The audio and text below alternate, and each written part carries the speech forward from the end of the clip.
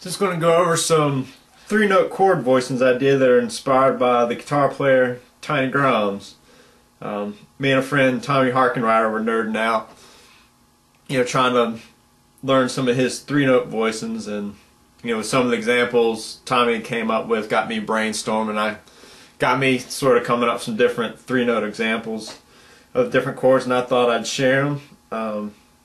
Tommy Harkenrider is a better guitar player and a better teacher than I am, so he'll probably have a little more insight on them. He's got a website, TommyHarkenriderGuitar.com, where he's got video lessons that you can order. You can order Skype lessons through him. He's got little lesson modules that you can buy based on certain topics. One's say like comping patterns of Bill Jennings, one's swing idea, guitar licks, different things like that. But I'm going to go over the ones I sort of came up with. They're all going to be in the key of G. So right now I'm just going to show you what the three-note voicings are based on. So for those of you who know Tiny Grimes, Tiny Grimes played a tenor guitar, but he tuned the guitar so the four strings that he did have were the top four strings of the guitar. So he had the D, G, B, and E. That's how his guitar was tuned. So when we make those chords, we're going to keep that in mind. Like I said, they're all going to be in the key of G. So the first three-note voicing is going to be this little voicing here. Got the high A string in the 7th fret, the B string in the 6th fret, and the G string in the 7th fret. It's based off of this 7th chord, with this note here on the D string, that G note on the D string being the root. That's what the chord is based off of.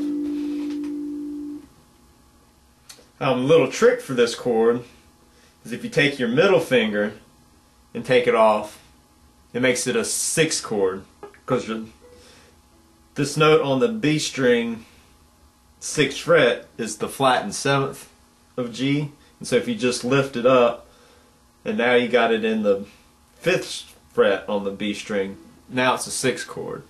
So 7th chord, 6th chord, 7th, 6th. So that's something you can always use too. So the first chord shape is that little three-note voicing, and then like I said, if you do that, you got your 6th chord. The next 7th chord is this voicing here.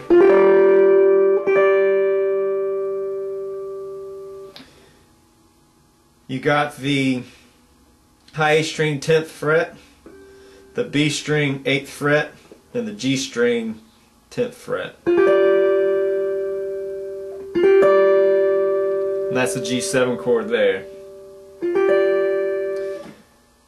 The next two G chords are going to be this voicing here, which is based off of this G7 chord. I'm going to make a C7 chord because it might be easier for you to see it. This is a C7, but that's the chord shape this G is based off of. And what I'm doing is I'm just playing the top 3 strings of that voicing. So you got the high A string 10th fret, the B string 12th fret, and the G string 10th fret. And that's the 7th chord. Another thing you can do to it to add a little bit of tension is you can add the high E back to it, the 6th of the chord. And so you take the high A string and play it in the 10th fret. You get that voice, and it's got a little bit of dissonance to it. Gives it a little tension, want to resolve sort of thing. And so those are the G voicings I'll be using. The C voicings is going to be in this position here, and it's going to be the same three note cluster that I showed you for the first G7 chord, which is going to be based off of this C7. With your D string, 10th fret, that C note being the root. So I'm going to take that voicing. And just like the other G7 voicing I showed you, you flatten the B string, you got a 6th chord again. And this can make a nice move it into another G6 chord. So we all know this G6 chord, which is just the top half of an E minor. So then we take the top half of this E minor. We got another version of a G6 chord. So you can make a cool move if you take this C7 chord, make it start with the C6, raise the B string up a fret, now you got a 7, C7, raise the B string up one more fret, now you got your G6 chord again. And then of course you can then move that to that version of a C6 chord, and then you got that G7 again.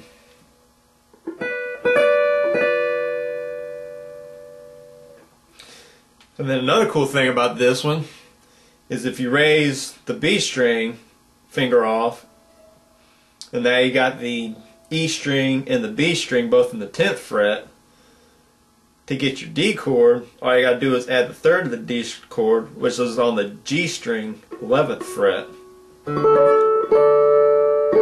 So now you got your D chord, or your 5 chord for G. Then walk it down to your C, which is what these shapes are based off of. So you got your G6, another G6, your G7, your 5 chord, which is D, 4 chord C, and you're back to the top. So I'll just play through a couple of jam tracks that I have, and just play through these voicings I just showed so you can hear them in a musical context. And I'm not going to worry about phrasing all that much. I'm just going to try to let the chords ring so you can hear the chords over the backing tracks. I'll phrase them a little bit because it's still got to sound musical. And I'll go over a couple different styles of backing tracks. For the gearheads out there, I'm playing a Mahogany Body 66 Guild Starfire 3, and then the amp is a 90s Ampeg Jet.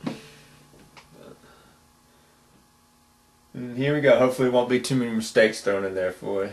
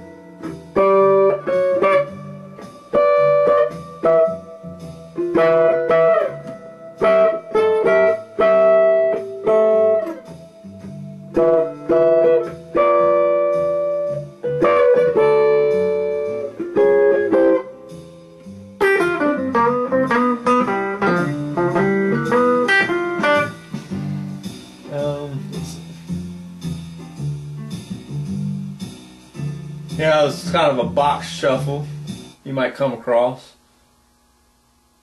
One of Tommy's backing tracks.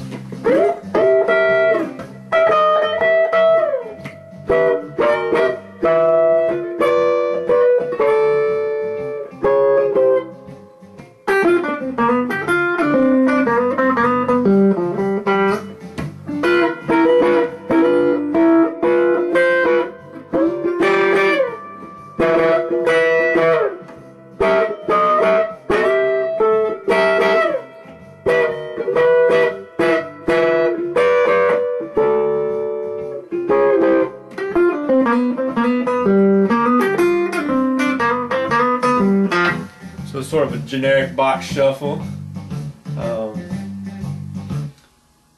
Here's sort of a rumba, another one of Tommy's backing tracks.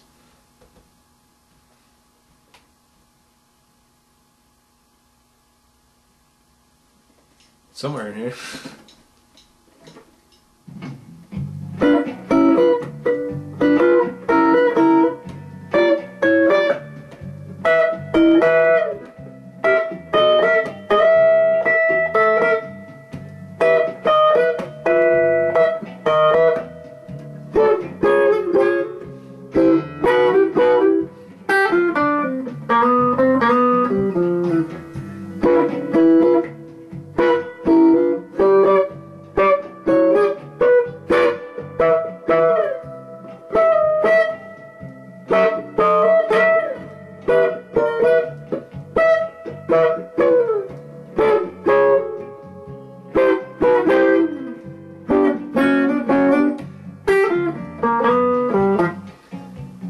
There's just a couple ideas of different ways you can use those chords. Hopefully, you know, that'll get you brainstorming too. Still finding new versions and different things all the time. Like I said, Tommy's got some different voice and CUs that kind of led me into finding these ones. And so hopefully between what I have and what Tommy's got, you'll be able to find a lot of little hip 3-note chord voicings that you can use.